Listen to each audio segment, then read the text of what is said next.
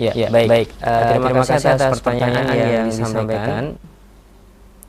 Terkait pertanyaan apakah seorang anak perlu untuk dileskan matematika ataupun tahfidz, ya. Karena kalau diajari oleh orang tua sendiri tidak mau dibenarkan. Namun ibunya tidak bisa nganter, bapaknya juga bekerja di luar kota. Bagaimana solusinya? Maka yang bisa kita komentari di sini ada beberapa, ayah bunda. Yang pertama berkaitan dengan apakah perlu. Ya. Perlu tidak perlu itu melihat kepada kebutuhan. Anaknya butuh atau tidak butuh. Ada anak-anak yang memang butuh les. Tapi ada juga anak-anak yang nggak butuh les. Ya. Dulu teman-teman di SMP ada yang ikut les, membayar per bulan berapa. Ada juga teman yang tidak ikut les, tapi nilai yang tidak ikut les sudah tinggi sendiri. Nggak ikut les itu sudah bisa. Ya artinya anak ini tidak butuh. Atau ditawarin ikut les endaklah bapak ibuku nggak bisa bayar. Ya artinya ada masalah di situ. Ya sudah, kalau sudah tidak bisa bayar atau nggak butuh, nggak perlu. Tapi kalau bisa bayar dan anaknya butuh, dileskan saja. Baik, ini berkaitan dengan perlu atau tidak perlu. Maka kuncinya butuh atau tidak butuh. Baik, kemudian yang kedua, komentar kita berkaitan dengan pendidikan anak oleh orang tua terkadang tidak mau dibenarkan. Itu benar ayah bunda ya. Jadi orang-orang yang terdekat dengan kita itu tidak mau kita ajari.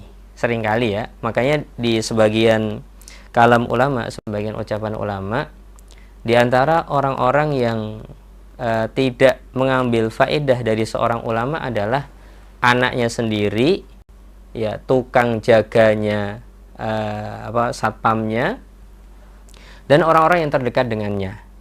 Kenapa kok itu ada pada diri mereka, nggak bisa mengambil manfaat dari seorang ulama? Karena biasanya ya mereka sudah ngandelin, oh bapakku ulama, tanya aja cepet kok, gitu ya. Ya, jadi ada perasaan-perasaan seperti itu. Dan anak itu pengennya orang tua cuma jadi sahabat, gitu, bukan jadi guru. Ya, nggak pengen jadi guru, nggak pengen jadi hakim, nggak pengen jadi detektif. Anak-anak nggak pengen itu. Ya, anak-anak pengen orang tua jadi sahabat. Semuanya sifatnya dukungan, motivasi, apresiasi, simpati. Itu pinginnya anak seperti itu ayah bunda ya. Ya kalau dinasihatin enggak mau ya. Terus gimana caranya? Ya kita harus belajar ilmu negosiasi dengan anak-anak ayah bunda. Baik. Terus gimana Ustadz? Kok anak-anak enggak mau dibenarkan oleh orang tua? Maka cari orang lain ayah bunda. Di antara salah satu teknik yang saya gunakan juga kalau anak-anak sudah tidak mau saya kasih tahu, ya misalkan makan permen pas batuk, makan kerupuk pas batuk, ataupun yang semisalnya, maka pas ke dokter ataupun yang semisalnya, kita tanya ke dokter, dok boleh nggak sih dok kalau pas batuk seperti ini makan kerupuk? Oh nggak boleh. Ya kalau pas batuk nggak boleh makan kerupuk. Ya kita sampaikan, nah dek nggak boleh makan kerupuk. Udah cukup. Komentar orang tua hanya segitu saja. Setelahnya adalah praktek. Bunda pengen kerupuk, maka tidak boleh adik. Dokter tidak boleh adik makan kerupuk. Kalau dia sudah mengiyakan alhamdulillah. Kalau belum, ya merengek-rengek bolehlah, cuilin kecil aja sedikit, ya seujung kuku ini, klik. Ini dek, silahkan dimakan. Ya ini nggak boleh ya sisanya. Udah selesai. Anaknya rewelnya sudah turun. Gitu. Jadi gunakan orang lain untuk membenarkan anak, itu salah satu teknik pendidikan juga, namanya fungsi sosial.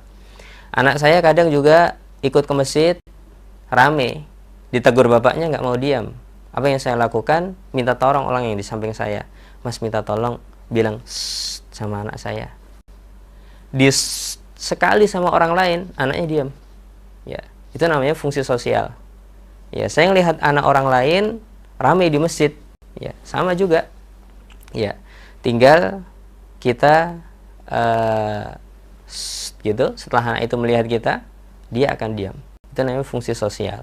Kenapa itu terjadi dan bisa? Karena anak ada sisi malu dikarenakan orang lain itu punya haibah, punya kewibawaan, ya.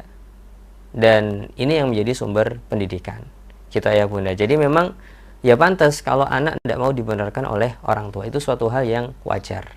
Ya, kita gunakan fungsi-fungsi sosial ini. Bahkan di buku Rahasia Pendidikan Anak, ketika anak kita nggak mau ke masjid, kita minta tolong sama imam masjid, misalkan, Pak, besok minta tolong anak saya diampiri ya untuk ke masjid. Itu salah satu fungsi sosial.